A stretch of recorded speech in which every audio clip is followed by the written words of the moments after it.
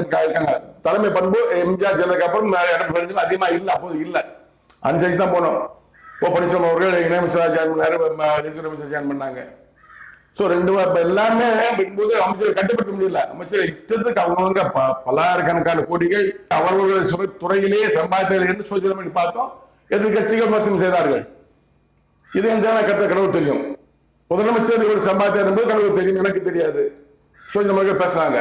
இதை பார்த்த இந்த கட்ட கடவுள் இந்த அதிமுக ஆட்சி 2021 தொடராது. முதலமைச்சர் எடப்பாடி பழனிசாமி அல்ல என்று அன்றைக்கு சொன்னார். 2019 சொல்லிட்டார். 2017 எடப்பாடி பழனிசாமி முதலமைச்சராக அபிஷேகப்படுத்தப்படுகிறாரு. 2019 இந்த கருத்த கடவுளிடம் பல திகழ்ச்சி கூறினார். அடுத்த முதலமைச்சர் எடப்பாடி பழனிசாமி என்று கூறினார். இதை நான் பல முறை மாமனித மாற்றோடு பல எபிசோடுகள் 4 எபிசோடுகள் பொதுவாக இருக்கிறேன். 4 எபிசோடுகள் மாமனித மாற்றோடு இதை பற்றி